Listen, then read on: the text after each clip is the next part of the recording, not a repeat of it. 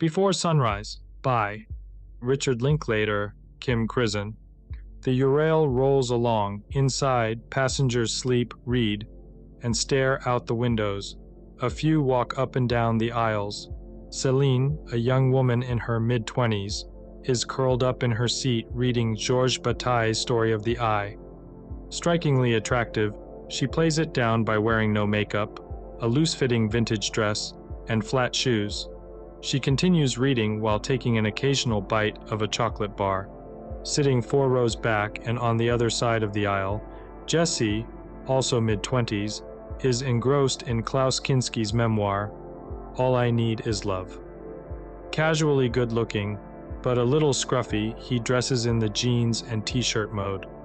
Suddenly, a couple, 2 40-ish types, who have been arguing semi-quietly in the seat behind Céline, start yelling at each other in German. The wife takes a swipe at the newspaper the husband has been screening him behind. Wife: "Will you put down that damn newspaper and listen to me?" Husband: "What have I been doing the last 30 minutes? Would you shut up for Chris' sake?" Wife: "You shut up. How dare you tell me to shut up? It's the same damn thing all over again. I can't believe..." Husband: "I said shut up. I'm putting down my newspaper and telling you to shut up." Céline suddenly gets up, grabs her bag, and starts looking for another seat. A few rows back, she finds a seat across the aisle from Jessie. Before sitting down, they make brief eye contact and kind of shake their heads and smile at the tension. Just as she settles in and goes back to her book, the wife gets up and storms down the aisle. Jessie and Céline follow her with their eyes, and as she passes them, they find they are looking right at each other. He makes a funny uh-oh face. Jessie: "Do you have any idea what they're arguing about? Do you speak English?" Céline: "Yes, but no, I don't know. My German is not that good." "Have you ever heard that as couples get older they lose their ability to hear each other?" Jessie: "Really?" Céline: "Supposedly men lose their ability to hear higher-pitched sounds, and women eventually lose hearing on the low end. I guess they sort of nullify each other or something." Jessie: "Must be nature's way of allowing couples to grow old together and not kill each other, I guess." There's a slightly awkward moment where they don't know if they should continue talking or not. She glances back down at her book, but he keeps looking at her. "What are you reading?" She holds up the book so he can see what it is. "Céline, how about you?" He shows her what he's reading. Neither has much to say about the other's reading material. There are so many weird people on the train, no? Last week, on my way to Budapest, I was sitting and talking with 4 other people in the lounge car, and it turned out that 3 of them had killed people. Jessie: "No way." Céline: "Really? One was a war veteran, one had murdered her boyfriend, and another had caused a bad car wreck." Jessie: "So you were the only one who hadn't killed anyone?" Céline: "No, I was one of them. Which one do you think?" She laughs and he slowly joins her. Jessie: "I know what you mean. I've met some weirdos.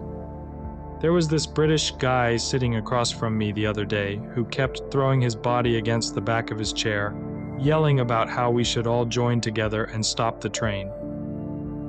He was saying, 'Everybody now, we can stop technology, all together.'"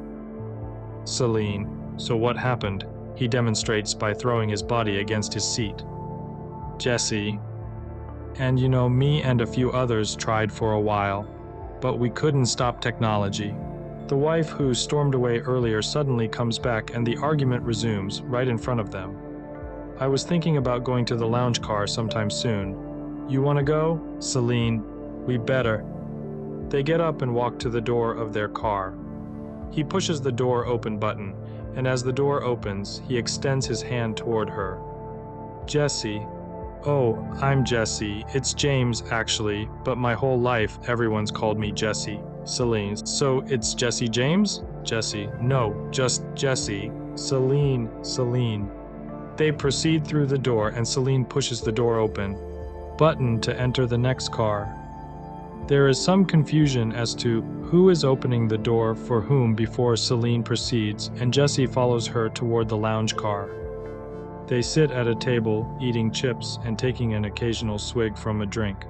Jessie: So, how do you speak such good English? Celine: I went to school for a summer in Los Angeles and I've spent some time in London. How do you speak such good English?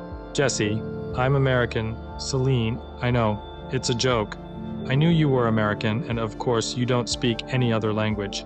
Jessie: Yeah, I'm the dumb, vulgar American who has no culture. But I tried. I want you to know I took 4 years of French. I tried. I was ready. When I was in Paris, I was standing in line at the metro going, Un billet, s'il vous plaît, un billet, s'il vous plaît. And then I got up to the window. I looked up at the lady and blanked out. I need a ticket for the subway. No more French for me. So where are you headed? Celine: Back to Paris. My class starts next week. Jessie: Where do you go to school? Celine: La Sorbonne, you know? Jessie: Sure, but you were in Budapest? Celine: Yeah, I was visiting my grandmother. Jessie: How is she? Celine: Okay, how about you? Where are you going? Jessie: Vienna. Celine: What's there? Jessie: I don't know. I'm flying out of there tomorrow morning. Celine: Are you on a holiday? Jessie: I don't know what I'm on. I've just been traveling around the last 2 or 3 weeks. Celine: Were you visiting friends? Or just going around on your own? Jessie: I visited a friend in Madrid for a while, but mostly I got one of those Eurail passes, and you know what's fascinating about traveling around. You spend all this time trying to reach your destination, you get there, you look around, it's never exactly what you'd hoped. You head off somewhere else and hope for something better. Celine: It's like getting ready for a party, getting there, and falling asleep. That's why when I'm traveling, I kind of force myself not to expect anything from anywhere or anyone. And then whatever happens is a surprise. The most insignificant thing can become an endless subject of interest, no? Jessie: That's what I like about traveling. You can sit down, maybe talk to someone interesting, see something beautiful, read a good book, and that's enough to qualify a good day. You do that at home and everyone thinks you're a bum. Celine: I like that though.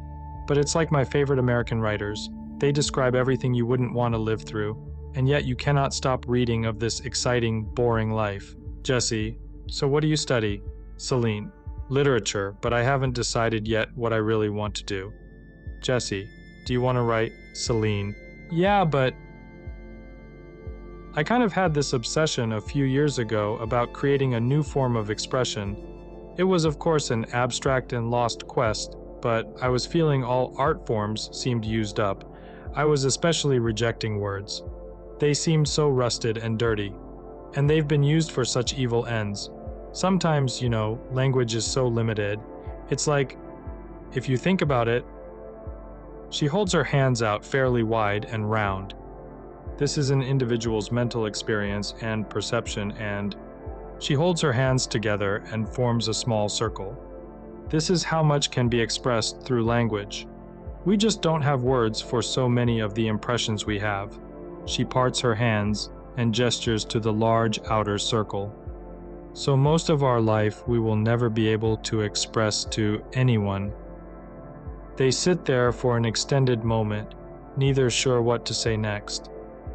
Suddenly, Jessie smiles and jokingly starts to get up. Jessie: So I guess that's it. It's been nice not communicating with you. They both laugh. Really though, I basically agree with you, and maybe it's a sad face of life, but I think it doesn't bother me that much. Maybe I'm wrong about this, but I think that lack of communication frustrates women more than men. Celine: Yes, because men are perfectly content to sit in front of TV all day drinking beer and watching sports. Jessie: Yeah, that's true, but have you ever done that? I did it once with a friend of mine, drank some beer, had some chips, and watched a couple of games. It was the first time in years I literally jumped for joy. On some level, it's sticking your head in the sand, but on another, I think it must serve some tribal purpose. Celine: I actually agree with you. I kind of like sports. It's one of these few times when men are treated like stupid objects. I'm joking. So you haven't told me what you do. Are you still in school? Jesse. Nah, I never graduated from college. Celine. Are you working? Jesse. I have a stupid job like everyone else. Celine. Is it boring? You're not happy? Jesse. No, it's a decent job. I don't get paid that much. I don't do that much. Celine. So what is the job? Jesse. I write for a newspaper, the Fort Worth Star-Telegram, and pretty much get to do what I want there creatively, so it's okay. Celine. So you write, Jesse. Kinda. Celine. So has this trip been good for you? Jesse. Yeah, I mean, on one level it sucked, but sitting on a train and staring out the window for days on end has actually been kind of great. Celine. What do you mean? Jesse. I've had an idea I probably would never have had otherwise. Can I tell you about it?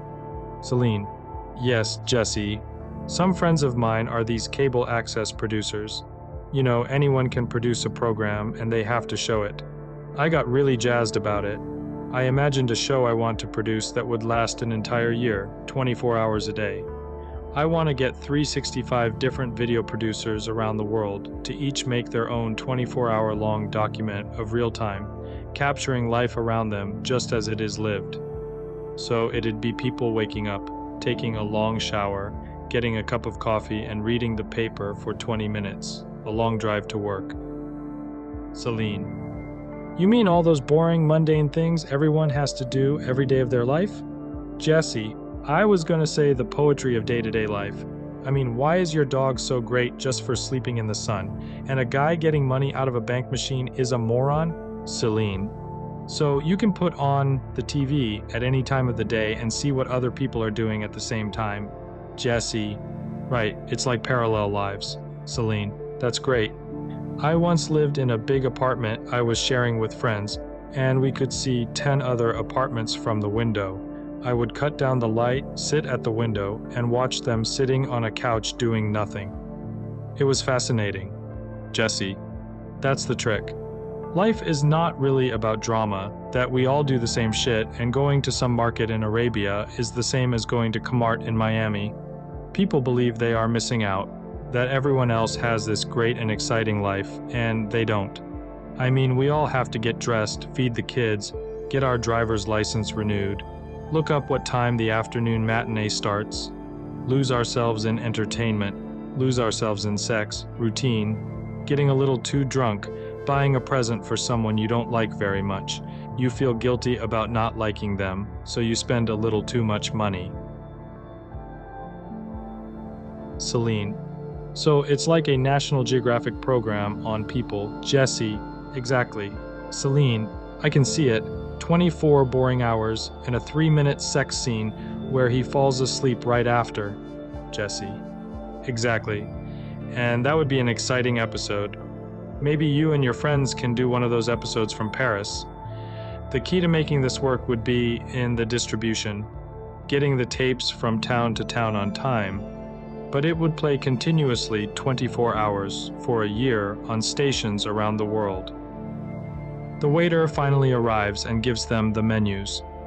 Some time has passed. They have dirty dishes in front of them. They seem more relaxed with each other, more forthright, less self-conscious, a little more intimate. Celine. My parents have never really spoken of the possibility of my falling in love or getting married or having children. Even as a little girl, they wanted me to think about a future career as a TV newscaster or a dentist or something like that. Jesse, anchorwoman. Celine. Yeah, I'd say to my dad I wanted to be a writer and he'd say, journalist. I'd say I wanted to have a refuge for stray cats and he'd say veterinarian. I'd say I wanted to be an actress and he'd say TV newscaster. It was this constant conversion of my fanciful ambitions into practical, money-making ventures. Jesse. Parents just want you to have a nice career so they can tell their friends something interesting. I must have had a pretty decent bullshit detector when I was a kid. I always knew when they were lying to me. By the time I was in high school, I was dead set on listening to what everyone thought I should be doing with my life, and then almost systematically doing the opposite. They weren't really mean about it. All their typical ambitions sounded so mediocre. Celine, if you have parents that never fully contradict anything you want to do and are basically nice and supportive, it makes it harder to officially complain, even when they are wrong. It's this passive-aggressive shit. I can't stand it. Jesse takes a swig of water and chews some ice. Jesse, yeah, but despite plenty of bullshit, I still remember being a kid as a magical time. I remember my mom explaining death to me and telling me that my great-grandmother in Florida had died. The whole family had just visited them. I must have been 3.5 years old. Anyway, I was playing in the backyard a day or so later, and my sister had taught me how to spray the garden hose into the sun and see a rainbow. Well, I was spraying it, and through the mist I could see my great-grandmother standing there, just kind of smiling, looking at me. I just held the hose in that position for a long time and looked at her. Finally, I took my thumb off the nozzle, let the hose go, and she disappeared. My parents gave me this rap about how I imagined it and how when people die you never see them again. But I knew what I had seen, and even though I've never seen anything like that since, I've never really been very afraid of death. Celine, that's good you can have that attitude toward death. I think I am afraid of death 24 hours a day. That's why I'm on the train. I could have flown to Paris, I'm just afraid of flying. Even though statistics say it's safer, I can't help it. When I'm sitting in a plane, I already can see an explosion, me falling through the clouds. I'm so afraid of the few seconds of consciousness before dying. I mean, when you know for sure you're gonna die, I can't help anticipating the worst. Like, I was in the park with this friend of mine. There were little kids playing around. This mother was throwing her child up in the air.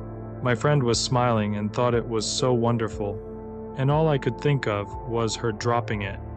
I could already see all the blood on the ground, the big panic, the mother crying. I think like this all the time, it's exhausting.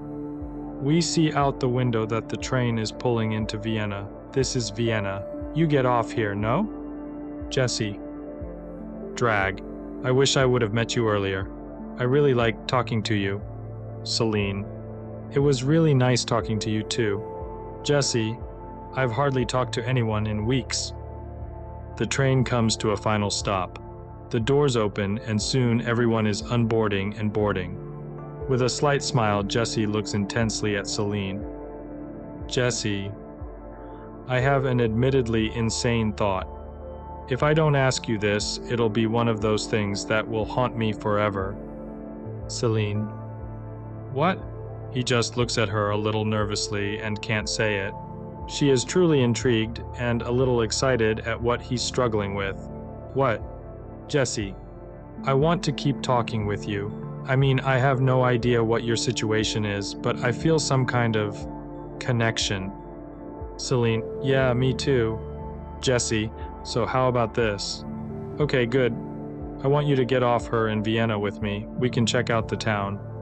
She smiles at the thought, but is not totally sure. Celine, so what would we do? Jesse, I don't know.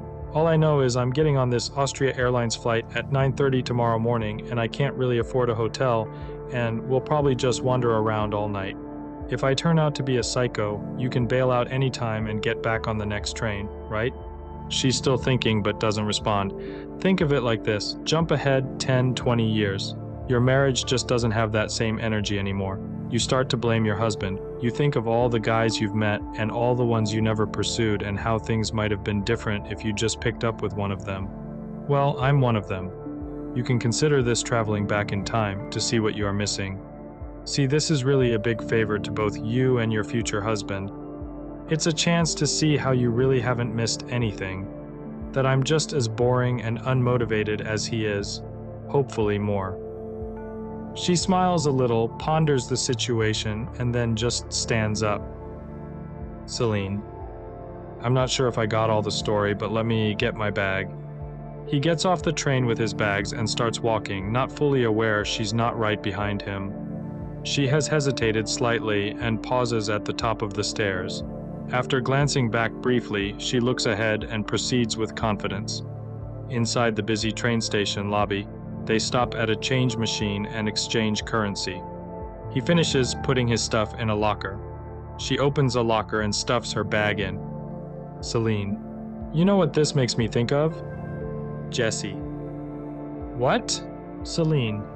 All those people you briefly intersect with, maybe make eye contact with, and then pass by. Jesse. Yes, we could have done that. Now it's like, Celine, no matter what happens, we have met. Jesse just smiles and offers up his open hand. She touches her hand to his, and there is a slow clasp and a slight pull toward one another. Jesse. That we have.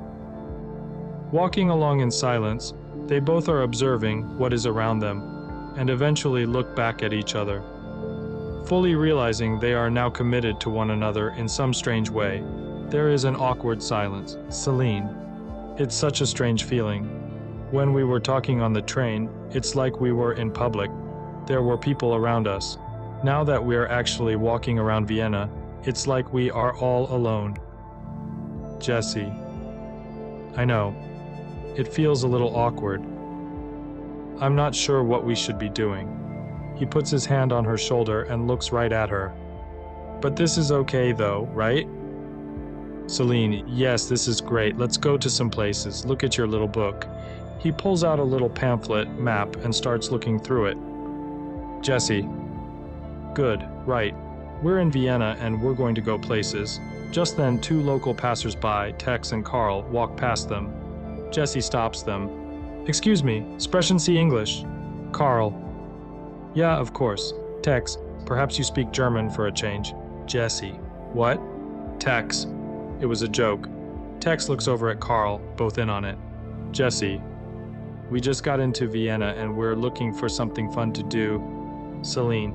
Yeah, are there any museums we should see or anything? Tex. Museums are not exactly fun these days.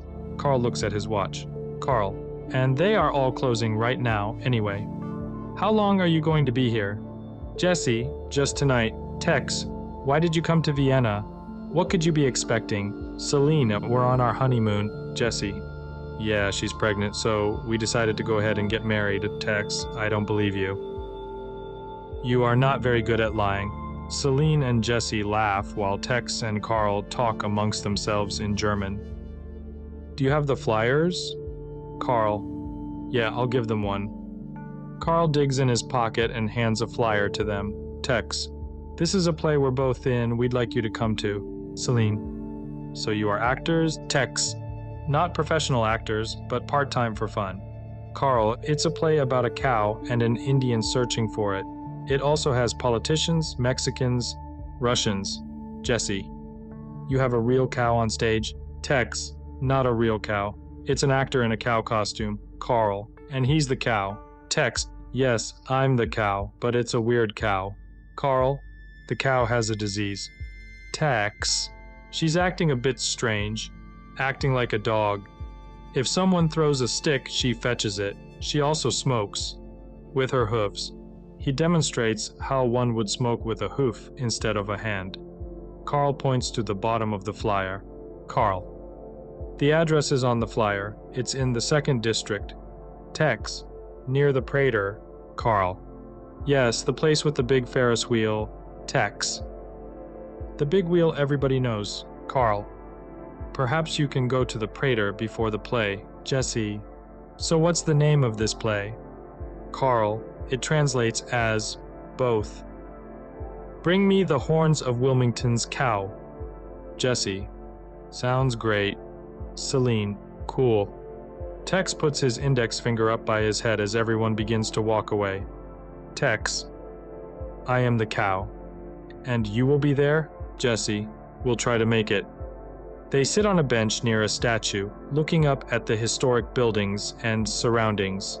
Jesse. Look at this. It's beautiful. I mean, could you imagine an American architect saying, "Hey Bob, I've got an idea.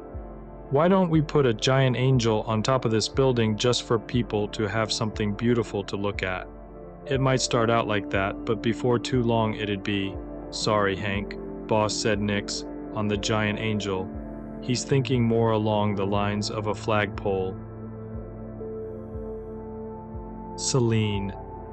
Americans always think Europe is perfect, but such beauty and history can be really oppressive. It reduces the individual to nothing.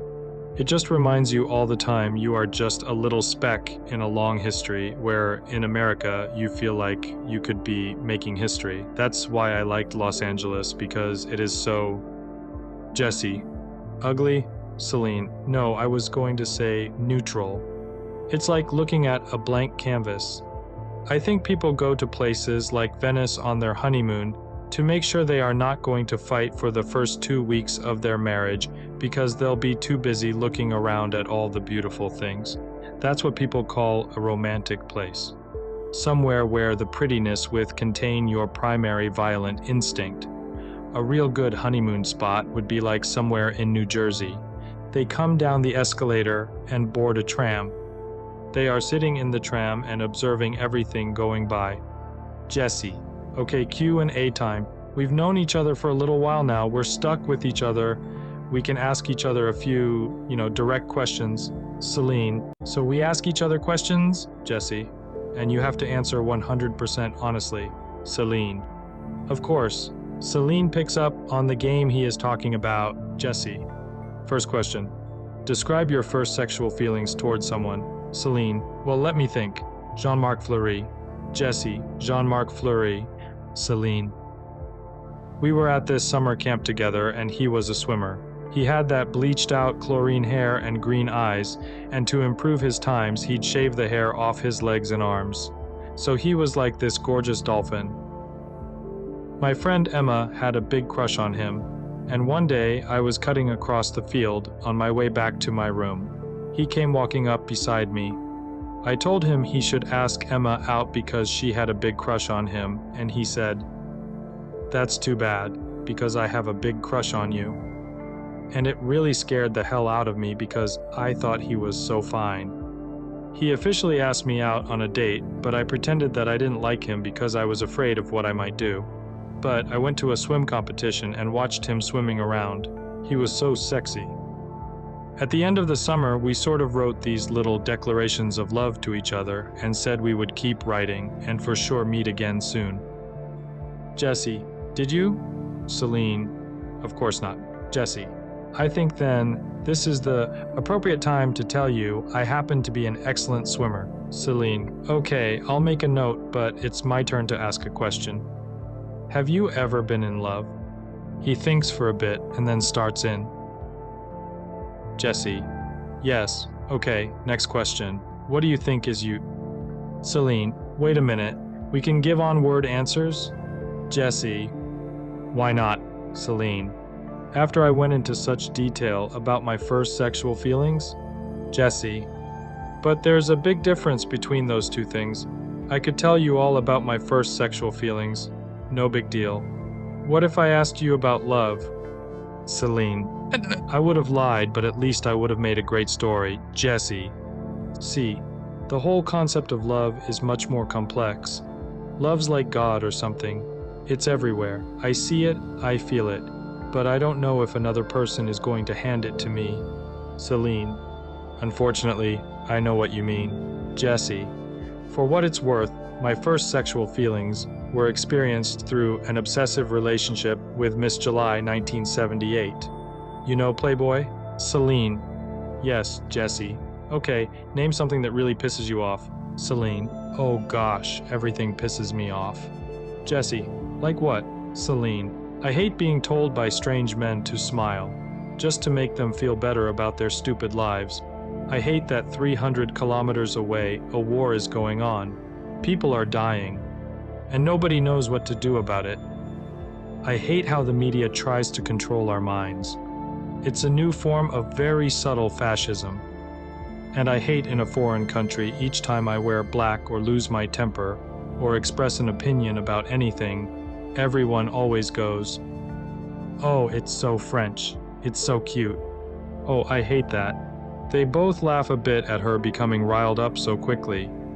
She calms down and asks him a question. It's my turn now, so what's a problem for you? Jesse. You, probably. Celine. Huh? Jesse.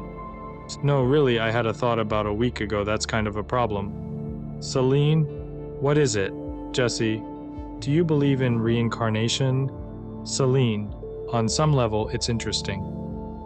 Jesse. Yeah, it seems like a lot of people are talking about past lives and all that, and even if you don't believe in that in a specific way, most people have some notion of an eternal soul, right? Anyway, my thought was, if we all have our origins at the beginning of human history in some way, where did all the current souls come from? The Earth's population 50,000 years ago was not even 1 million people. 10,000 years ago, it was only a few million. Now, the Earth's population is between 5 and 6 billion. That's about a 5,000 to 1 split of each soul in just the last 50,000 years, which is just a blip in the Earth's time. At best, we're just a tiny fraction of a soul. Is that why we all feel so scattered? Celine. So that's a problem? Jesse. I know. It's kind of a scattered thought, which is all the more reason it makes sense. They enter the old vinyl-only store and start to browse. Jesse. Is that a listening booth over there? Celine. Yes, I think so. They keep looking through albums. She eventually finds an album and holds it up to him. Have you ever heard of this singer? Jesse. No. Celine. I think she's American. I have this friend in LA who told me about her. I've never been able to find any of her stuff. I think it's kind of folksy, lyrical stuff.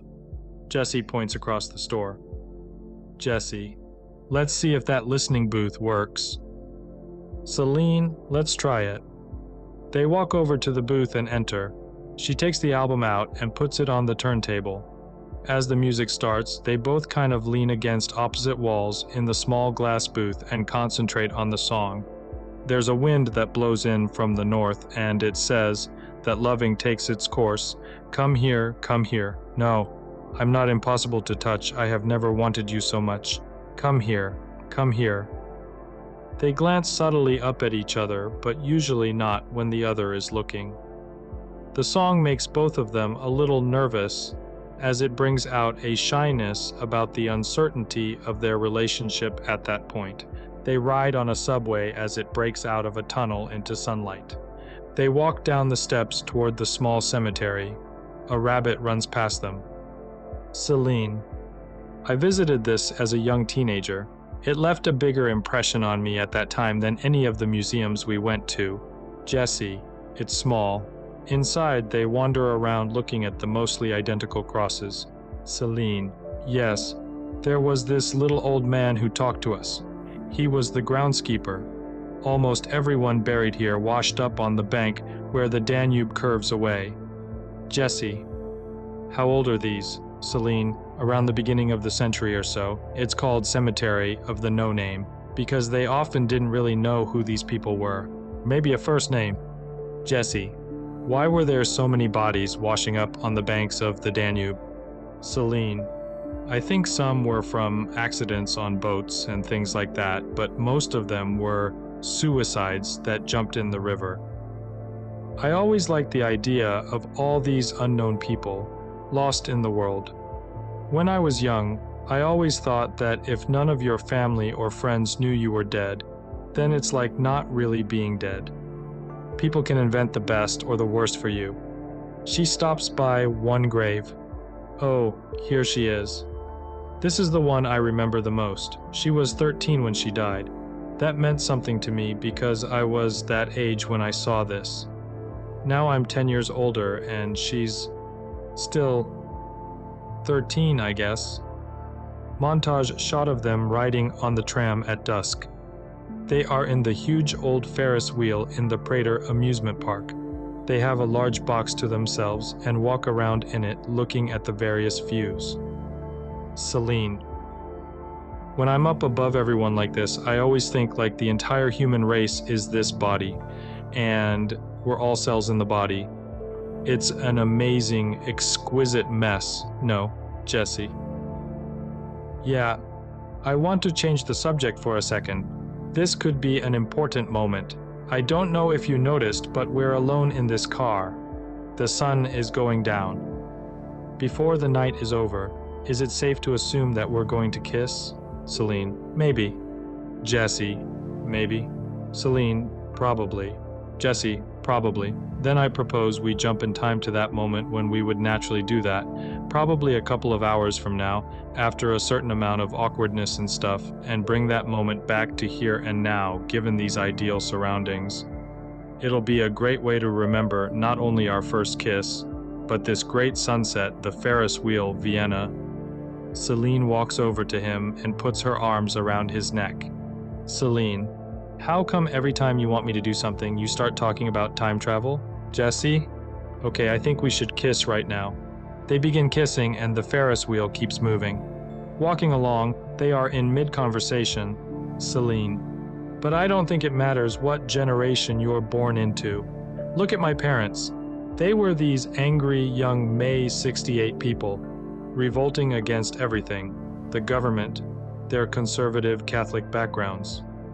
I was born not long after, and my dad went on to become this successful architect, and we began to travel all over the world, and I was raised with all the freedoms they had fought for. And yet for me now, it's another type of fight. We still have to deal with all the same shit, but you can't really know what or who the enemy is. Jesse, I don't know if there is an enemy. Everyone's parents fucked them up. They either left them or stuck around and taught them the wrong stuff. Rich kids' parents give them too much. Poor kids not enough.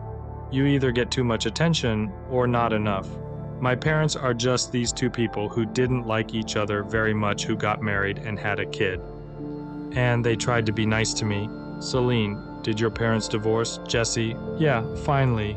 They should have done it earlier, but they stuck together for the well-being of my sister and me. Thanks. You know, my mom once told me right in front of my father when they were in this big fight that he was really pissed off when he found out she was pregnant with me, that I was this big mistake. Looking back on it, I think that shaped the way I think. I saw the world as this place I wasn't really meant to be, and had the people who created me had more control of the situation, I wouldn't exist. Celine, but that's so sad. Jesse, I think I eventually found a comfort in that, like my life was my own doing or something. Celine, my parents are still together and I think they're happy, but I think it's a healthy process to rebel against your parents and everything that came before. In a certain way, more than rebelling, it's to have the feeling that we're finding a new way to deal with love, sex, society, everything. We should always have to reinvent and make it our own. They walk in silence, just taking in all around them for a few moments. A couple walks by, but both are completely in their own worlds. I've been wondering lately, do you know anyone who's in a happy relationship?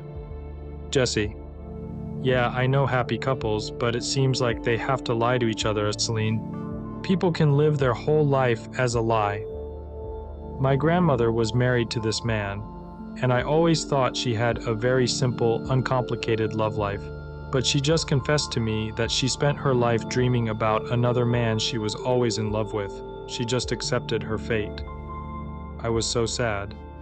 But I also found it very beautiful that she had all those emotions I never thought she would have had.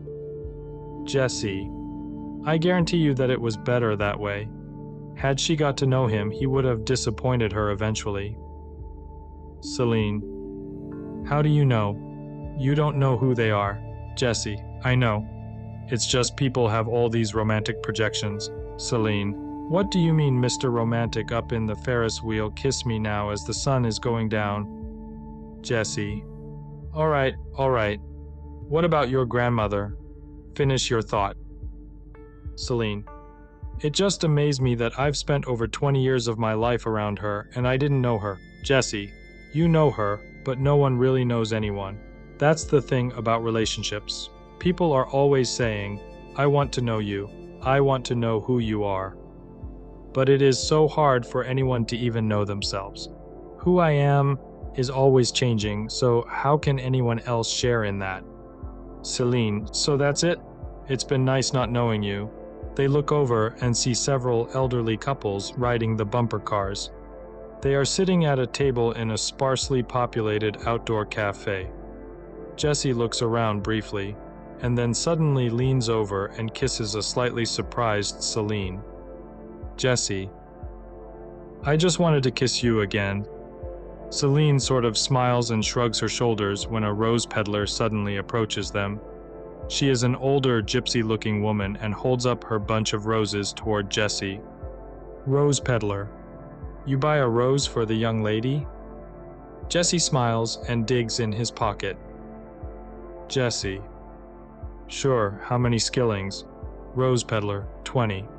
As Jessie hands her the coins and she gives him the rose, she suddenly turns all her attention to Celine. She impulsively grabs her hand and intensely starts looking at her palm. You want your palm read? Celine, sure. Celine looks over at Jessie, who rolls his eyes, feeling a little invaded. She flashes him a, I want to do this, don't spoil it, look. Rose peddler. So you have been on a journey, and you are a stranger to this place. You are an adventurer. A seeker, and adventurer in your mind. Celine is engrossed and occasionally nods. You are interested in the power of the woman, in a woman's deep strength and creativity. You are becoming this woman. You need to resign yourself to the awkwardness of life. Only if you find peace within yourself will you find true connections with others. The rose peddler looks up at Jessie and gestures to him. This is a stranger to you, yes? Celine. Well, yeah, I guess. The rose peddler authoritatively reaches for Jessie's hand, which he awkwardly offers up. She examines his hand thoroughly, flips it over, examines his thumb, and lets him take it back. Rose peddler. You'll be all right. He is learning, okay? Celine. Thank you. That was good. Celine gets up and hands the woman several coins. As she walks away, the older lady adds one last bit. Rose peddler, you are both stars, don't forget. When the stars exploded billions of years ago, they formed everything that is this world. The moon, the trees, everything we know is stardust. So don't forget, you are stardust. They walk away and Celine is filled with the experience, but Jessie looks a little annoyed. The more he builds up to a rant, the more amused she seems to get. Jessie, that's all nice and everything. We are stardust and all that. And you are becoming this great woman. But I hope you don't think that's much different than reading your horoscope in some syndicated daily paper. Celine. Well, she knew I was on vacation, and that we didn't know each other, and that I was going to become this great woman. Jessie, and what was that? I am learning bullshit. That's why condescending. She wasn't even doing me, and I even bought that fucking rose from her. If opportunists like that would ever tell the real truth, it would put their asses out of business. Just once, I want to see some old lady save up her money. And just as she's about to hear all this great stuff, the fortune teller would say, tomorrow and all your remaining days will be a lot like today, a tedious collection of hours. You will have no new passions, travels, or thoughts. When you die, you will be forgotten. 200 skillings, please. That I'd like to see. Celine plays with him. Celine. So it's funny how she almost didn't notice you. I loved what she said. Jessie. Of course you do. You pay your money. You get to hear something that makes you feel good. Hey, maybe there's some seedy section of Vienna where you can buy a hit of crack. Celine continues to laugh at him. As they are walking, Celine notices a poster for an upcoming exhibit of Surat's drawings. Celine. Oh man, this doesn't start until next week. We'll miss it. She motions to one of the drawings on the poster. I actually saw this one at a museum a few years ago. I just stared and stared at it. Must have been 45 minutes. Jessie. Cool. Celine. I love the way the people seem to be dissolving into the background. It's like the environments are stronger than the people. His human figures always seem so transitory. As they walk down the street, they wander up the steps to a large cathedral. They check to see if the door is open. It is, and they go inside. They enter to find it completely empty, but with hundreds of candles still burning. In the background, we hear the sound of the organ being tuned. Jesse. Too bad it isn't daytime so we could see the stained glass windows better. Celine. I was in an old church like this one with my grandmother in Budapest a few days ago. Even though I reject most of the religious thing, I can't help but feeling for all those people that come here lost, or in pain, guilt, who come here looking for answers. It fascinates me how a single place can join so much pain and happiness for so many generations. Jesse. So, you're pretty close to your grandmother. Celine. Yes, I think so. I think it's because I've always had this feeling that I'm this very old woman, laying down, about to die. And her last thoughts are the remembrance of her youth and her life. I feel like my life is just her memories or something. Jesse. That's wild. I always feel like I'm still this 13-year-old boy who doesn't really know how to be an adult. So it's like I'm pretending to live a life, taking notes for when I'll really have to do it. Kind of like a dress rehearsal for a junior high play. Celine. That's funny. So up there in the Ferris wheel, it was this very old woman kissing this very young boy. Jesse, get your head out of the gutter. Do you know anything about the Quakers? Celine. No, not much. Jesse, it's really cool. I went to this Quaker wedding once, and do you know how they do it? The couple kneels down in the middle of the church in front of everyone, and they stare at each other. Nobody speaks unless God moves them to say something. A blessing, a warning, nothing, whatever. And then, after an hour of staring into each other's eyes, they're married. Celine. That's beautiful. I like that. They stare at each other for an extended moment. He suddenly has a new thought and smiles. Jesse. Gosh, this is kind of a horrible story, but maybe this is an appropriate place to tell it. I was driving around with this buddy of mine who's this big atheist, and we came to a stop where there was this homeless guy holding up a sign saying he needed a job or something. My friend holds out a $100 bill to him and asks, "Do you believe in God?" The guy looks at him, looks at the money, and says, "Yes, I do." My friend goes, "Wrong answer," and drives away. Celine. That's so mean. As the rain falls, they run for cover, finding a seat under a huge umbrella in an outdoor cafe. They walk along. Jesse. Would you be in Paris yet if you hadn't gotten off the train? Celine. No, not yet. And what would you be doing? Jesse. I don't know, hanging out at the airport, reading old magazines, crying in my coffee because you wouldn't get off the train with me. Celine. She gives him a little kiss. Actually, I'd probably have gotten off the train in Salzburg with someone else. Jesse. Yeah, I'm just that American decorating your blank canvas. Celine. No, I'm having a great time. Jesse. Really? Me too. Celine. I'm glad. I love this because no one knows I'm here, and I don't know anyone that knows you that would tell me all the bad things you've done. Jesse.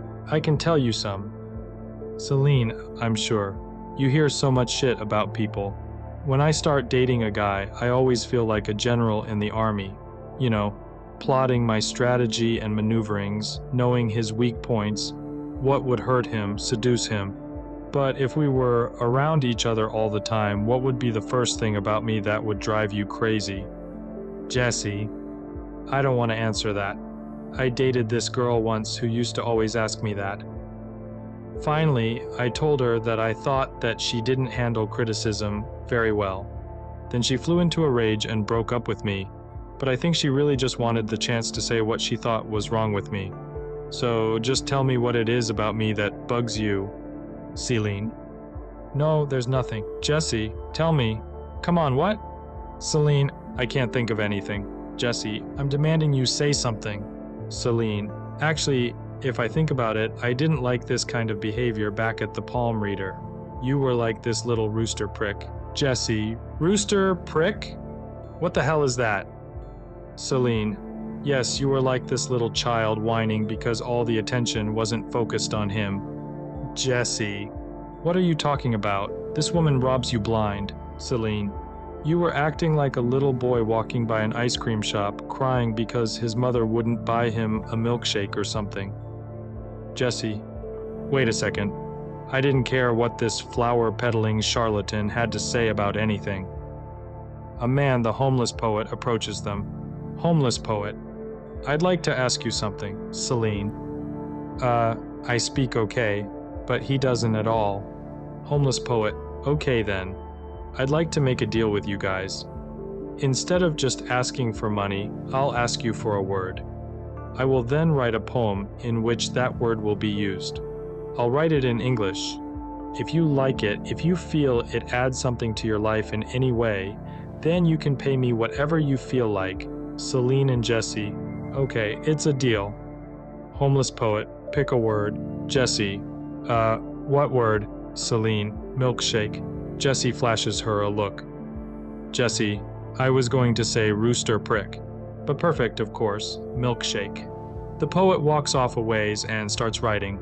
Celine, I like what he said about adding something to your life. Jesse, I know. Hey, were we just arguing back there? Celine, no. Jesse, yeah, I think we were. Celine, even if we were, why does everyone think conflict is so bad? Good things can come out of conflict. Jesse, I guess so. I think if I could just accept the fact that life is supposed to be difficult, and that's what's to be expected, then I wouldn't get so pissed off about it. I'd just be happy when something nice happened. Celine, I think that's why I'm still in school. It's easier to have something to fight against. Jesse, and we've all had this. Competitiveness drilled into us. I mean, I can be doing the most nothing thing, shooting pool or playing darts socially, and I'll feel it come over me. I want to win, I want to do the best I can, and my standards suddenly shift to just beyond my abilities. I can hear every coach or male teacher or boss I ever had. Jesse, you're not trying hard enough. Get your head out of your ass, hustle up. Celine, is that why you tried to get me off the train? Competitiveness? Jesse, what do you mean? Celine, to make sure the guy behind you didn't pick me up, were you competing with him? Jesse, what guy? Celine, that really cute, big, strong, Italian-looking guy, 2 seats behind you, that was smiling at me the whole time. Jesse, he's better looking than me? The homeless poet returns with a small piece of paper. Celine, c'est la vie. Homeless poet, I have your poem. Celine, will you read it to us? Homeless poet, sure. Daydream delusion, limousine eyelash. Oh baby, with your pretty face, drop a tear in my wine glass. Look at those big eyes on your face, see what you mean to me. Sweet cakes and milkshakes. I'm a delusion angel. I'm a fantasy parade. I want you to know what I think, don't want you to guess. Anymore. You have no idea where I came from. We have no idea where. We're going. Lodged in life. Like branches in a river. Flowing downstream. Caught in the current. I'll carry you, you carry me. That's how it could be. Don't you know me? Don't you know me by now? They are both silent. Celine. Wow. They give him some money. Jesse. Thanks, man. Good luck. Celine. It's beautiful, no? Jesse. Yeah, that was beautiful. You know, he didn't just write that poem. I'm not saying he didn't write that poem. He just didn't write it tonight. He just plugged in that milkshake. Celine. What do you mean it, Jesse? Nothing. It's a nice poem. They walk away. They continue walking along. Celine. I want to ask you something. Do you consider me detached? Jesse. Detached from what? Celine. Someone once called me this detached intellectual. I'm afraid I am like that. I comment too much on things and maybe don't feel close enough to anything. Jesse, I don't feel that way about you at all. Whoever said that is an asshole. Celine, no, but it's my biggest fear. To be one of those people with that sort of academic, liberal, detached view of everything. That whole attitude has nothing to do with really living. Jesse, who's to say what's really living? Celine, well, I wonder. That's the big question, no? I think it's either a life experienced or a life examined. But life examined is life experienced. Maybe if I had none of these stupid artistic pretensions at all, I would be looking at the world differently. Jesse, I know what you mean. Celine, what's that Thomas Mann quote? I would rather participate in life than write 100 stories. Jesse, I like that. I knew this guy once, this kind of nerdy goth rock guy, and he was crossing the street one day and he got hit by a car. We all went to see him in the hospital and he was going to be okay and everything, but he told us that his strongest sensation from the accident was the joy he felt when he realized that finally something was actually happening to him. They both laugh. Celine, yeah, it's like seeing yourself from a third-person perspective. I always feel like I'm observing my life instead of living it. At my grandfather's funeral, even though I loved him, it seemed everyone else was mourning and I was too busy observing them. Each of them was like a paragraph of a book I might write someday, describing every emotion in detail. Jesse, I know.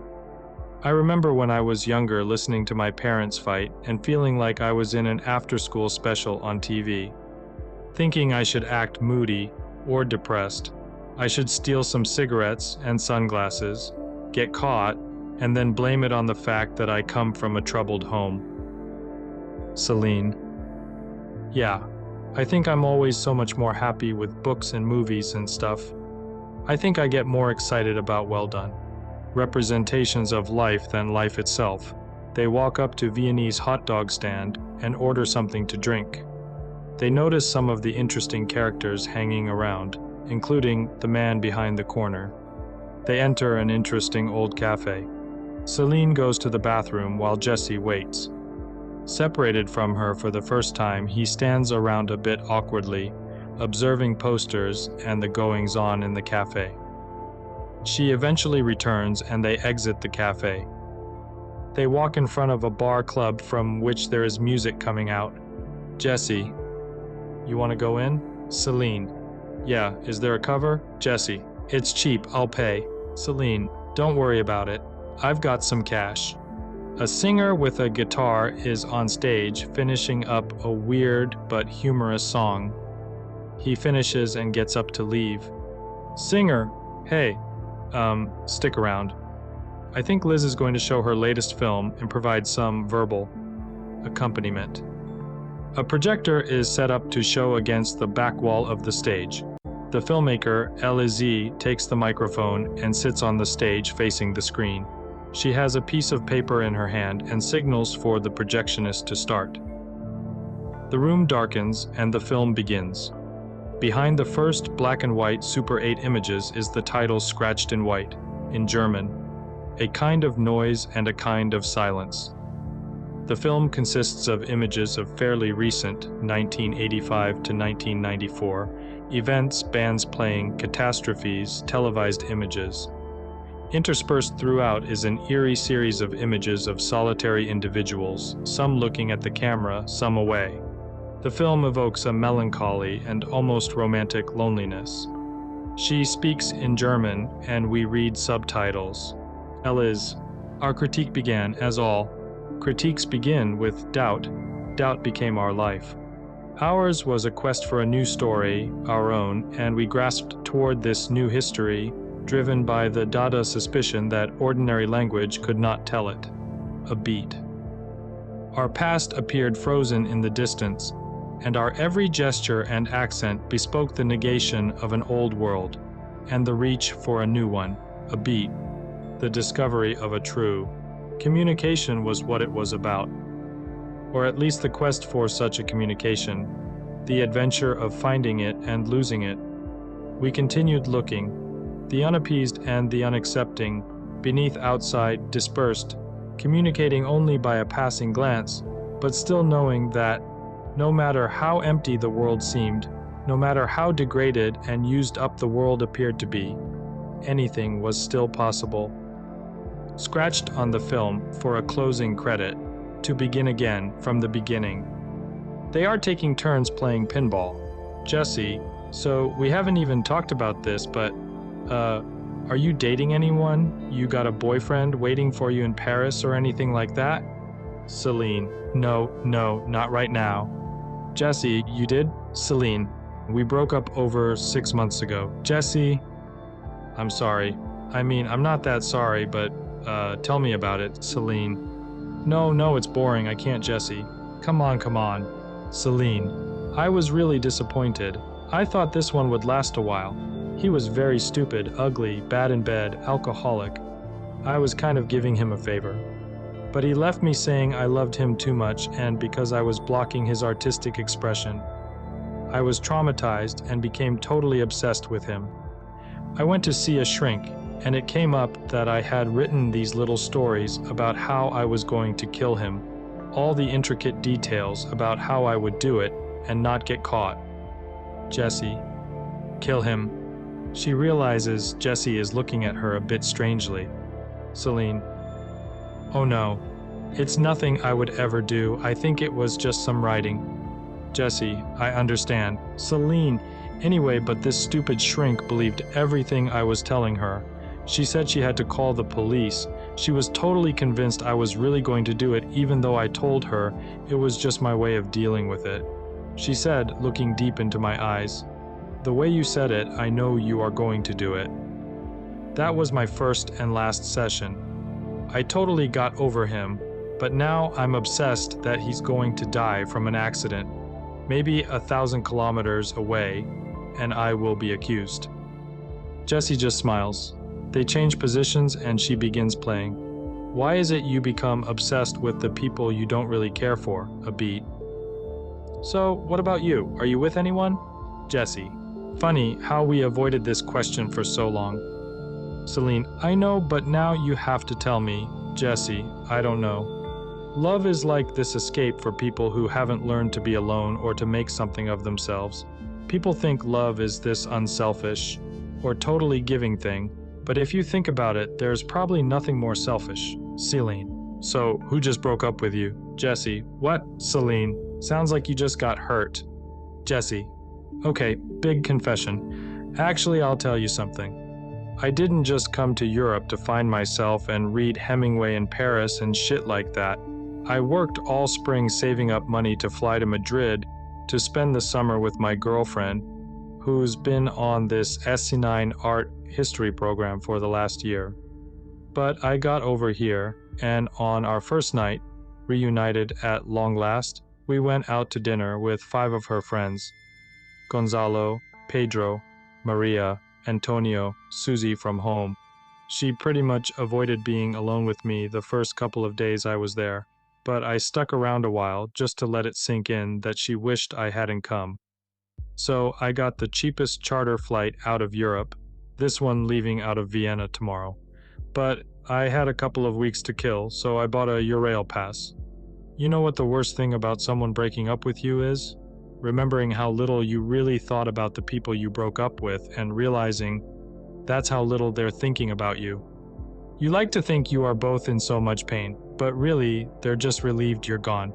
Celine. Well, you should look at bright colors. Jesse. What? Celine. That's what that shrink told me. I was paying 900 francs an hour to hear that I was a homicidal maniac, but I could perhaps shift my obsession if I would concentrate on bright colors. Jesse. Did it work? Celine. I haven't killed him yet. Walking along, they are engaged in an upbeat, lively debate. Jesse. I mean, why is a man ultimately judged so harshly on the issue of fidelity?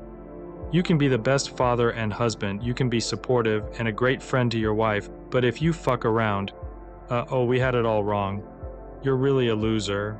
I mean, there are these breeds of monkeys, and all they do is have sex all the time. And they're the ones that are the most peaceful and the most happy. What's so bad about fooling around? Celine. You're talking about monkeys. Jesse. Yeah, Celine.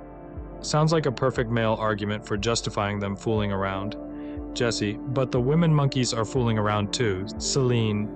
You know, I had this awful paranoid thought that feminism was mostly invented by men so they could fuck around more. Women, free your mind, free your body, sleep with me, we're all free and happy as long as I can fool around as much as I want.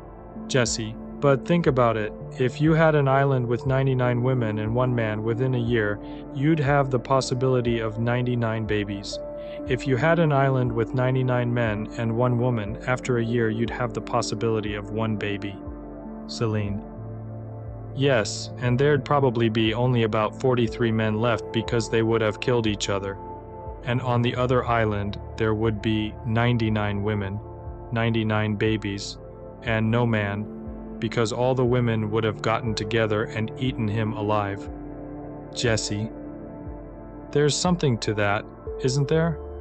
I think women don't mind killing men on some level. Like, I was walking down the street once with my ex-girlfriend, and we passed these 4 thuggy guys leaning on a Camaro, and sure enough, one says, "Hey babe, nice ass." I keep walking and I think, okay, have your fun. Is it that big a deal? I don't do anything. I let it slide. Celine, plus there were 4 of them. Jesse, exactly. So a few steps later, she turns and says, "Fuck you, dickheads." I'm thinking, wait a minute. They aren't gonna come over and kick her ass. Who's just been pushed to the front of the line on this one? See, women say they hate it when you get all territorial and protective, but when it suits them, they tell you you're being all unmanly and a wimp, Celine. But I don't think women want to kill men, and if they do, they rarely succeed. I'm sure men kill more women. Anyway, this is depressing. You know what? Jesse, let's stop talking about this. Celine, yeah, when you start talking about women and men, there's no end. Jesse, I know, it's a skipping record. People have been trying to figure it out for millenniums. Every artist has tried their hand at it, Celine, and no one's come up with anything. After a series of tables of interesting people and hearing bits of conversations, we see Celine and Jesse sitting across from each other, talking for once. Celine, okay. Now I'm calling my best friend in Paris, who I'm supposed to have lunch with in about 8 hours. Jar, ring, ring. Pick up, Jesse. What, Celine? Pick up the phone. Jesse, oh right, hello? Céline, allô Vanny, c'est Céline. Comment ça va? Jessie, bien et toi? Céline. Oh, tu sais ce qui m'est arrivé? Jesse, okay, maybe we should do it in English. Celine, Vanessa, I'm sorry I missed lunch, but I met a guy on the train and got off with him in Vienna. We're still here. Jesse, are you crazy? Celine, probably. Jesse, so he's Austrian? He lives there? Celine, no, he's just passing through here too. He's American. He goes home tomorrow morning. Jesse, so why'd you get off the train with him? Celine, he convinced me, but I think I was ready after only talking to him a short while. He was so sweet. We were in the lounge car, and he began to talk about him as a little boy seeing his great-grandmother's ghost. I think that's when I feel for him. Just the idea of this little boy, full of dreams. He trapped me. Jesse, Celine, and he's so cute. He has really beautiful blue eyes, nice pink lips, and greasy hair. He's kinda tall and a little clumsy. I like to feel his eyes on me when I look away, and he kinda kisses like an adolescent. It's so cute. Jesse, what? Celine, yeah, we kissed. It was so adorable. As the night went on, I began to like him more and more. But I'm afraid he's scared of me. I told him of my story, about the woman killing her ex-boyfriend and stuff. He must be thinking I'm this manipulative, mean, dangerous woman. I just hope he doesn't feel that way about me because, you know me, I'm the most harmless person. I just hide behind angriness because it's the only way I've found to protect myself. The only person I could ever really hurt is myself. Jesse, I'm sure he's not scared of you. I'm sure he's crazy about you. Celine, okay, now it's your turn. Call your friend. Jesse puts the phone up to his ear. Jesse, brrying. I usually get this guy's answering machine. Celine, hey dude, what's up? Jesse, hey Frank, you're there.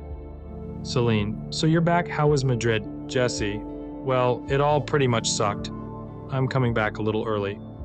Jody and I finally had our long overdue meltdown. The long distance thing never seems to work, does it? All my stupid romantic projections. Ugh, I was actually only in Madrid a few days. I had to get the hell out of there. I've been wandering around Europe for the last couple of weeks like an idiot. I got a cheaper flight out of Vienna that didn't leave for a while, but it really wasn't that much cheaper. I could have come right back, but I just couldn't. I think I wanted to just wallow for a while. I wanted to run, but not home. I didn't want to see anyone I knew. I didn't want to talk. I wanted to be a ghost, completely anonymous. Selena, are you okay? Jesse, yeah, that's just it. I'm great, rapturous. I'm a real person again. I'll tell you why. It's my last night in Europe, and I've met someone very special. You know how they say we are each other's angels and demons? Well, she was literally this Botticelli angel, waiting for me at the gate back to life. Celine. Wow, how did you meet? Jesse, on the train. I actually saw her a couple of hours before we ever talked as I was finding a seat. She had her foot up on the seat across from her and didn't notice me at all as I passed by her. Then later, there was this weirdo couple fighting near her, and she moved back and happened to sit right across the aisle from me. We began to talk. I don't think she really liked me at the beginning. She is so smart and passionate and beautiful. I felt so unsure of myself. I felt everything I was saying was stupid macho stuff. Celine. Oh man, I wouldn't worry. I'm sure she was not judging you. And by the way, she decided to sit next to you. I'm sure she did it on purpose. Us men are stupid. We never understand women. They act strange the little I know of them.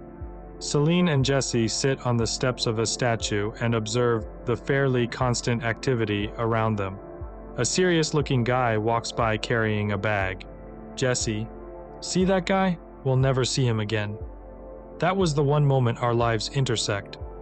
The guy suddenly turns and walks back the other way. Celine, I always wonder about things like that, like think of the bag he is carrying. I wonder what is in it. If you think he's carrying a bomb to blow up the opera because he failed his audition for Don Juan, then his serious expression becomes this angry, vicious face. But if you imagine in his bag is a present for his young dying wife, then he becomes this poor, sympathetic character who you want to give a big hug to. Jesse. Celine indicates a young art student-looking woman. Celine. She's thinking about a TV show she saw yesterday on strippers, and even though all her friends were disgusted by it, she's thinking about giving up her low-paying office job and giving it a try. A nerdy guy walks by. Jesse, that guy over there, rejected by Scientology. Actually flunked his free personality test. They had no use for him.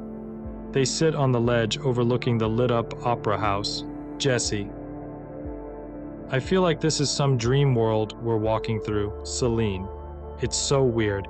It's like our time together is just ours. It's our own creation. It's like, I'm in your dream and you're in mine. Jesse. Yeah, what we're doing this whole night shouldn't officially be happening. Celine. Maybe that's why this feels so otherworldly. But then, the morning comes and we turn into pumpkins. Jesse. I don't want to talk about the morning, Celine. But at this point, I think you're supposed to produce the glass slipper and see if it fits. They both laugh. They are on a large docked boat, the Johann Strauss, that serves as a restaurant. They are sitting at a quiet outdoor table on the bow of the boat. Jesse. And this older friend of mine said, at the birth of his child, it was a home birth and he was there helping out and everything. At that profound moment of birth, all he could think about was death. That he was seeing something experience life for the first time, struggling for breath, and knowing that it was going to die someday. He couldn't get it out of his head. Celine. I think that's why life is so interesting, because it's going to end. Jesse, I know, death ups the ante being alive. Celine, it's the same for us tonight though. If we knew we were going to see each other next week, it would not be the same energy, no? Jesse, yeah, I know. Celine, nah. Do you think we will see each other after tomorrow morning? Jesse, I don't know. What do you think? Celine, I asked you. Jesse, I'm thinking how... I don't know if I'm going to be in Europe again anytime soon. Are you coming to the US for any reason? Celine puts her head down on the table, depressed. Celine, oh God, I don't want to get into the practical side of how we'd see each other again. Flying. Let's be rational adults about this. Jesse. Okay, rational. Celine. We should try something different, and it's not so bad if tonight is our only night. Maybe it makes it really special. Jesse. Yeah, usually you exchange numbers and call each other once, maybe write each other once or twice. Celine. And then the slow fizzle. Jesse. I hate that. Celine. There was this famous writer, I don't remember who said the ideal relationship was 2 intense years, with clean breaks, fresh starts, friends for life, something like that. It's like if you knew your relationship had to end in 2 years, there would be no room for fighting or wasted time. There could be more love and appreciation for one another. It's like if everyone you met you knew was going to die at midnight, you would be a much more compassionate person. I mean, everyone's gonna die, but since no one knows when, there's all the time in the world to be assholes to one another. Jesse, why do we think that relationships are supposed to last forever anyway, and that anything less is a failure? But I hate the thought that we're just these ships passing in the night.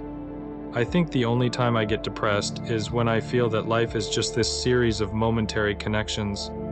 I mean, of all the people you've ever known, how many of them are still in your life in any way? What happened to all the people you grew up with? Miss Van Sickle, my bus driver in 1st grade, what's she up to? What kind of life is she having? A wandering violin player has entered the room and is playing a waltz. Celine. But for some people, there are no real goodbyes. I think if you have a meaningful experience with someone else, a true communication, they are with you forever in a way. We are all a part of each other in ways we'll never know. Jesse.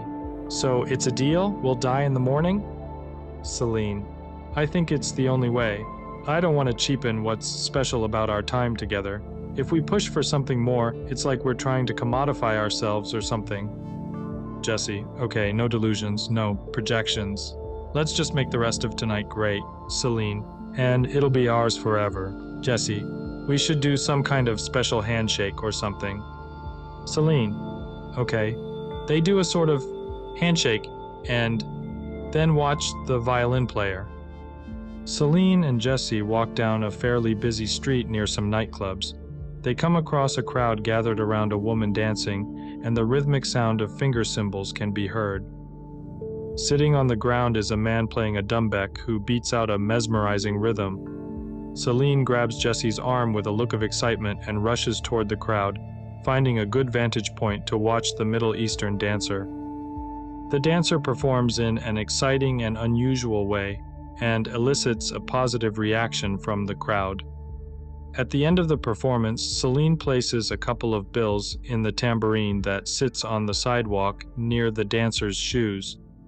Then she and Jesse proceed down the street as the crowd disperses.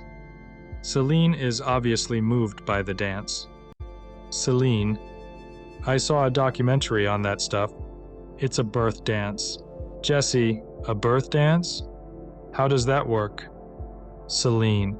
Women used it when giving birth. In some parts of the world they still do it. The woman in labor enters a tent, and the women of her tribe surround her and dance using their torsos and pelvises, and they encourage the birthing woman to dance with them so as to make the birth less painful. And after the baby is born, they all dance in celebration. Jesse. Wow, my mom would have never gone for that. Celine. But it's a really primal dance. They think that women have usually done it mainly for other women as some kind of fertility ritual. Jesse, that's cool. Celine, it's a beautiful thing. I like the idea of dance as being a common function of life, something that everyone participates in. Jesse, I know. I heard about this old man watching a bunch of young people dancing. He said, how beautiful. They are trying to shake off their genitals and become angels. But just one question back there.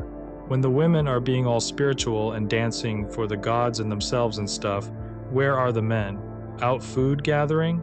Just not allowed? See, y'all don't need us? Celine. Men are lucky we don't bite off their heads after mating. Certain insects do that, you know. Spiders and stuff. We at least let you live. What are you complaining about? She laughs as he jumps on her words. Jesse, you're officially kidding, but you keep bringing that up. There is something to that. Celine, no. Okay, speaking seriously here. I mean, I feel this pressure to be a strong and independent icon of womanhood and not have it look like my life is only revolving around some guy. But the love of a man and returning that love means a lot to me. I always make fun of it and stuff, but isn't everything we're doing in life a way to be loved a little more or something? Jesse, sometimes I dream of being a good father and a good husband. Sometimes that feels really close, but other times it just seems silly, and that it would ruin my life.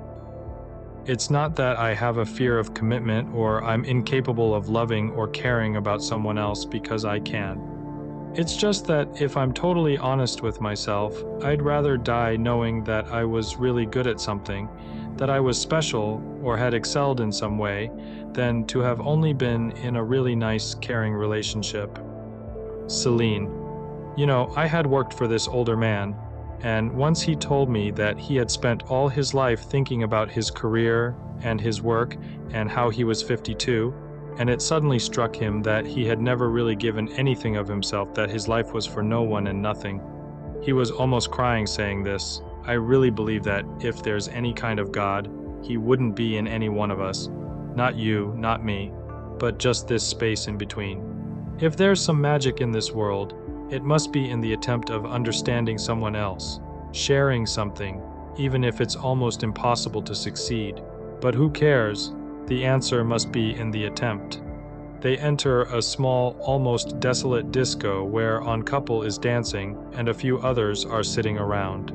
The up-all-night crowd. They split up and he goes over to the bartender and starts talking to him, pleading with him. She goes over to an empty table and subtly takes 2 glasses. Across the room, he's made a little headway with the gruff, older bartender, who eventually relents and hands him a bottle of wine. Suddenly, Lou Christie's Lightnin' Strikes comes over the speakers, and Jesse hams it up as he crosses the dance floor on his way back to meet her at the door. He tries to get into it and has a little success. Later, they are sitting in a remote area of the park, pouring glasses from their bottle of wine. Celine. So often in my life, I've been with people and shared beautiful moments like traveling, or staying up all night and watching the sunrise, and I knew it was a special moment, but something was always wrong. I wished I'd been with someone else. I knew that what I was feeling, exactly what was so important to me. They didn't understand, but I'm happy to be with you. You couldn't possibly know why a night like this is so important to my life right now, but it is.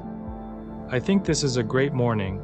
Jesse, it is a great morning. Do you think we'd have other mornings like this? Celine, what about our vow? Jesse, yeah, I know. I've had those same feelings of wishing someone wasn't there, but I think it's myself I'd like to get away from. She looks up at him. I've never been anywhere I haven't been. I've never had a kiss when I wasn't one of the kissers. I've never been to the movies when I wasn't in the audience or gone out bowling when I wasn't around making some stupid joke. She smiles, not really taking him seriously. No, really, I think that's why so many people hate themselves. I mean, if we got married after a few years, you'd hate a lot of my mannerisms. The way I drink a little too much when I'm insecure. The way I tell the same, ridiculous, pseudo-intellectual ideas to every couple we have over to dinner. But you see, I've already heard all my stupid stories, so of course I'm sick of myself. But our time here has been completely out of time. Being with you has made me feel like I am someone else. I haven't had my past around to constantly drown me. The only other way to lose yourself like this is with drugs or alcohol, dancing, stuff like that. Celine fucking... He just looks up at her, smiling, a little surprised. Jesse, Yeah, fucking. Celine, do you know what I want? Jesse, what? Celine, to be kisses. Jesse, I can do that. He gets up and kisses her and tries to take it a little further. Celine, I have to say something stupid. Jesse, sure. Celine, it's very stupid. Jesse, okay. Celine, I don't think we should sleep together. I want to, but since we're not going to see each other again, it'll make me feel bad. I'll wonder who else you're with. I'll miss you. I know it's not very adult. Maybe it's a female thing. I can't help it. Jesse, okay, we'll see each other again. Celine? No, I don't want you to break our vow just so you can get laid. Jesse, I don't want to just get laid. I want to have sex with you. We're gonna die in the morning, right? I think we should, Celine. No. Then it's like some male fantasy. Meet a French girl on a train, fuck her, never see her again, and have a great story to tell. I don't want to be a great story. I don't want our great evening to have just been for that. Jesse, okay, let's not have sex. Celine, you don't want to see me again. Jesse, no, of course I do. I mean, fuck, if I was asked right now to marry you or never see you again, I would marry you. I mean, maybe that's a lot of romantic crap. But people have gotten married for a lot less. I think we'd have as good a chance as anyone else. Do you want to sleep with me? Celine, well, actually, I already decided to sleep with you when I got off the train. Now that we've talked so much, I don't know anymore. Why do I make everything so complicated? Jesse, I don't know. They begin making out as we see the first light in the sky. They are walking along slowly, awkwardly, each a little in their own world. Jesse, what's the first thing you're going to do? When you get back to Paris, Celine, call my parents. What about you? Jesse, I will go pick up my dog. He's with a buddy of mine. Celine, I love dogs. Jesse, oh shit, we're back in real time. Celine, it's awful. I can't stand it. For the last few moments, we've been hearing the sound of a harpsichord far in the distance. Jesse, do you hear that? Celine, yeah. What is that, harpsichord? Jesse, let's go see where the hell that's coming from. They walk toward the Baroque sounds. As they get closer, the music gets louder. They finally pinpoint the source. Through a small street-level window, they see a guy in a basement room playing away at his harpsichord. The harpsichord player's entire room is decorated in a 17th to 18th century fashion with wood plank floors, old furniture, and paintings. Together with the beautiful and intense music, it is a stunning view, a living portrait. They sort of look at each other occasionally, but say nothing. Celine and Jesse both begin to feel awkward at their peeping Tom's status now that the music is over, and they walk off quietly. Jesse takes her hand. Can you dance to a harpsichord? Celine, I don't know, maybe. They dance a little on the sidewalk. They sit with their heads back on a bench, staring up at the early morning clouds. Celine, when you talked earlier about, after a few years, how a couple would begin to hate each other by anticipating their reactions or getting tired of their mannerisms, I think it would be the opposite with me. I think I can fall in love when I know everything about him, how he's going to part his hair, or what shirt he's going to wear that day, knowing the exact story he would tell in a given situation. I'm sure that's when I'd know I'm really in love. Jesse just smiles, looks at her, and then slowly looks back up at the sky. Jesse, the years shall run like rabbits. Celine, what? Jesse, nothing. I have this great recording of Dylan Thomas reading this W.H. Auden poem. He has this great voice. It was like, but all the clocks in the city began to whir and chime. Oh, let not time deceive you. You cannot conquer time. In headaches and in worry, vaguely life leaks away, and time will have his fancy tomorrow or today. She has retrieved her bag from the locker, and they are walking along the train toward her car. They seem vulnerable, even shy, as they both finally face the inevitable. Celine, so you know what bus you're taking to the airport? Jesse. Yeah, no problem. Celine, I guess this is it, no? Jesse. Yep, I really, Celine, I know. Me too. You lied to me, Jesse. What do you mean, Celine? You told me that our time together would someday make me happier with my future husband, but now I'll wonder even more. Neither says anything for an extended moment. Be happy, okay? Work hard, and have fun with everything you're doing. Jesse, I will. And good luck with school and everything. I hate this. Celine, I know. I think the train is about to leave. They look into each other's eyes. Jesse reaches out for Celine's hand and clasps it tightly. They smile, knowing that they've changed in unexpected ways, and then embrace tenderly for several moments. They part, and Celine turns suddenly and walks up the stairs to her train car. As she reaches the top step, she hesitates, turns, and looks back, and Jesse, who's still staring at her. He signals for her to hold on a second. Jesse. Hey, everything we were saying is bullshit. This is all stupid. I don't want to do it. She laughs. And I didn't lie to you. I'll prove it. Celine. Yeah? Jesse, I'll come with you. Celine is almost laughing. Selena, no, you'll drive me crazy. You don't speak French. I'd have to completely take care of you. It would be a big mistake. But perhaps we should meet in 5 years. Jesse. Yeah, think so? 5 years? Celine.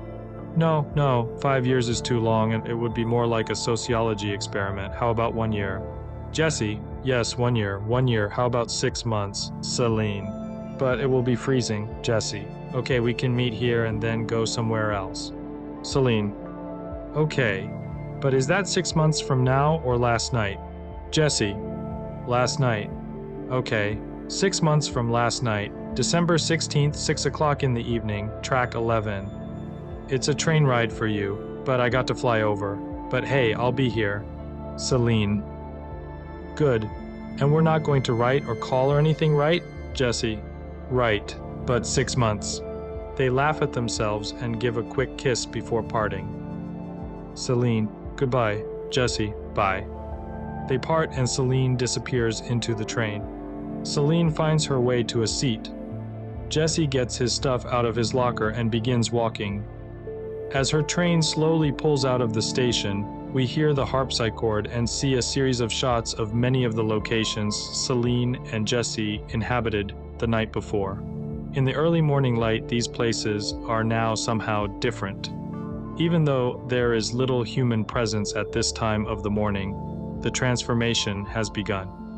We see Jesse getting situated on his bus to the airport. We then see the park where they danced, sang, and stared up at the sky. A very old lady walks slowly across the grass. Celine is settled on the train and reading. She looks up from her book and just stares out the window at the landscape going by.